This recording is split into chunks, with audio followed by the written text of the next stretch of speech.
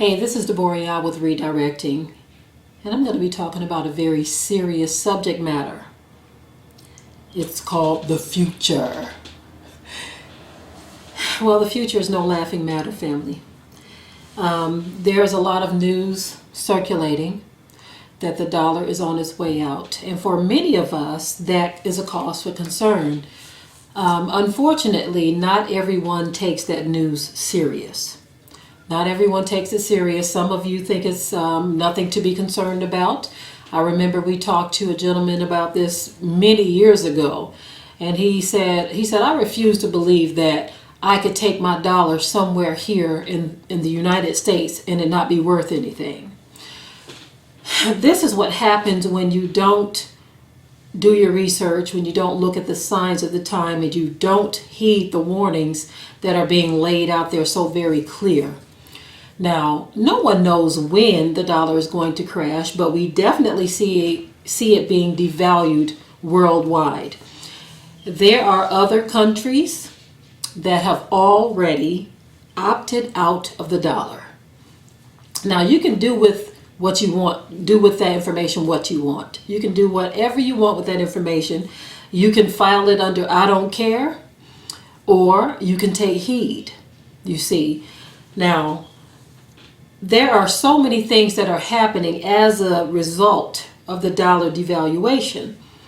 And it's not just the devaluation of the dollar, it's also this very unstable White House we have right now. Number 45, he's doing things, if you're paying attention, he's doing things that are just rattling the nerves of many of these other world leaders. All of these tariffs.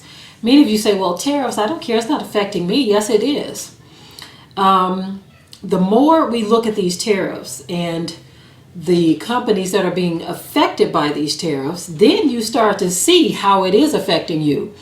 One of the latest outcries is from Ford Motor Company, where they've stated that they've had to ice thousands of jobs, you see. And so those are thousands of people who no longer have jobs, right? Or are on the verge of not having a job. Not to mention many of their vehicles. I think they said they're going to eliminate the sedan, and other of their models are going to be eliminated because they can't afford to produce them here anymore. And so when you look at how unstable the economy is right now, you could again file all of that under I don't care, or you could do something about it. And many of you say, well, what can I do about it? So this is why I filed it under I don't care, because I don't feel there's anything I can do about it. Well, there are things you can do about it. Of course, we know that some can do more than others, but the one thing you don't want to do is nothing. You see, while others are making progress, you don't want to be one of those making excuses. We've got to figure out what we need to do. Now, usually in a sink or swim, live or die situation, most people go after what belongs to others. And they think that that's going to be enough to sustain them. You cannot sustain yourself by taking from others. If you have the mindset, well, if I run out of food, I'm going to take from this person, or if I run out of water, I'll take from that person. If you have that mindset, you got to understand that at some point, there's not going to be anybody to take anything from, or you're going to run up on the wrong person. So the time is now to prepare for whatever it is that is about to head our way. Now, for those of you who think that you can just bounce from one country to the next to get away from the troubles and the woes of the crashing dollar, no. You have to understand that the world is facing calamity, not just here in the U.S. When the dollar crashes, don't think that there won't be a ripple effect around the world, you see. Especially, there's a lot of talk of a lot of our people wanting to go back to Africa. One thing that I wanted to lay on the table, and maybe I'll do a separate video about this, we have had Africans tell us that if you come here, you might come with a certain amount of money and you might do okay as long as you have money. But when you run out, it's a horse of a different color. And so, not saying that you have to be rich, but I want you to think about these things if you're trying to go there. I'm just going to throw a number out there. If you go to Africa with $10,000, that's not enough. You see, I would venture to say that even 50,000 isn't enough to go there and expect to stay there permanently without a plan. Okay, now, done with that part for now. But back to the dollar crashing. If you are in a position where you can do something about it now, you really should. We've talked many times before, and others have talked many times before about joining together with others. Now, we know that that's easier said than done, but the closer we get to this event happening, the more we hear about it. It's not a cause for us to panic or, be fearful. But you have to say to yourself, okay, it hasn't happened yet. That's the mindset that I like to take. It hasn't happened yet. And if it hasn't happened yet, what can I do today? You see, there's the preparation of food, water, and other resources that you can trade. We've talked before, too, about thinking small initially. Okay, if you don't feel like you can merge with others, we are approaching tax season again. Whenever tax season approaches, I like to, give advice that I feel can be used or utilized towards your future goals, right? Now, anyone who's serious about this, you can buy land, okay? And there are areas where you can buy 1 acre for just a few $1,000s. I've seen situations so awesome. There was a situation where someone was selling 1 acre of land, and it was $2,500, and it already had a single wide mobile home on it. Now, they did say that the mobile home needed work. Okay, so don't expect to take $2,500 and you're just going to move in some place and it's in pristine condition. You see, you also have to have the mindset of, okay, I know I have to work for this. If I get this land, I'm going to have to put in some work, right? But I said all that to say this, that there are options out there. And one of the options that you have to consider too is getting along with others. Sometimes you just can't, right?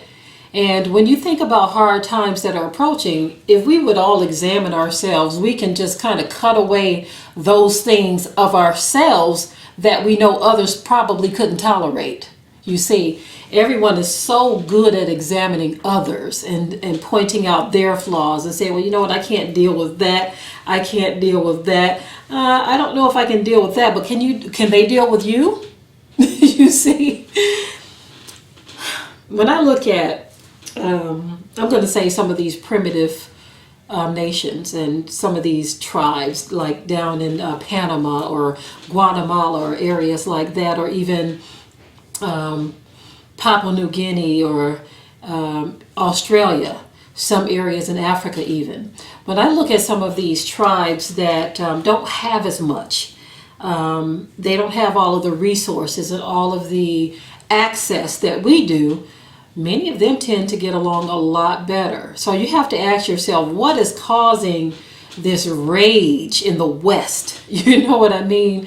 This rage to where people are just so hard to get along with. You see, there are spirits that actually deal with certain areas to make it unbearable at times to where people don't think rationally, you see. And you go down to some remote village and everyone's getting along. They don't have as much, but they are happy. They're living off the land. They have skills that many of us only dream of. So they are in a much better position if the dollar crashes than many of us are. Many of us, I was going to say a statement that my mom used to say years ago, but I said, no, I changed my mind on that. Many of us, we couldn't even begin to survive. When you say off-grid to some people, off-grid to them means living in a cabin with electricity on a few acres of land, gas, electric, and all of that stuff, but I live in a cabin. For some of us, living off-grid simply means you live in a cabin. No, off-grid is a lot more than that. And I don't think most of us could survive being off-grid. Most of us are so used to modern conveniences. We're used to being able to flip on a light or turn on a switch or turn the nozzle and the water flows. And, turn on a dial and the heat comes on. We're just used to life in that way. And so we can't even imagine what it's like to live a primitive lifestyle. But it's kind of frightening to think of what's going to happen to millions of people when the dollar crashes, because our minds, especially in the West, have gotten spoiled to modern conveniences. And to be such a spoiled group of people, I don't understand why we don't take it serious that this economy is on its way out. I don't understand that. You see, when you pay attention to world news and you see how these other nations are saying, look, I'm not going to play your silly game anymore. We don't even want to use your dollar anymore. We're going to use gold. We're going to use our own currency. We're going to trade with this country and that country. We don't need your stuff anymore. You tariff us, we're going to tariff you back. You have other nations who are saying, look, your strong arm tactics aren't working anymore. We don't care. We can make it without you. As a matter of fact, if you keep on playing games, we're going to play even harder than you are. You have other nations doing exactly that. China is like, we don't care. You can't cripple us. So the bully tactics aren't working anymore. But for those of us who depend on the dollar, those of us who have gotten used to comforts and convenience, how are we going to deal with the crash of the dollar? How are we going to deal when the economy does collapse? Do we even think about these things? Do we take any of this serious? You have so many things that you want to do, but are you planning for the future? It is a little frustrating when you sound the alarm and people are just going about their business. Kind of reminds me, the scripture says, as it was in the days of Noah, it's going to be like that in the end too. Noah was just saying, look, y'all, it's about to rain. Something is about to happen. Can't you see the clouds gathering? And the people were like, no, we're going to eat, we're going to drink, and we're going to be merry. You're crazy, Noah. You and your family are crazy, you see. And so Noah said, okay, well, me and my family, we're going to continue to build this ark. And we shall see who is crazy. And so when the rain began to fall, I can imagine the people thought to themselves, what is this we are beholding? And as the water rose and rose and rose and rose, and they realized it was no longer a game and it was no longer funny or fun, then all of a sudden Noah was the go-to man. He was the one that everyone wanted to run to. But the door was closed, it was shut, it was locked, and it was too late.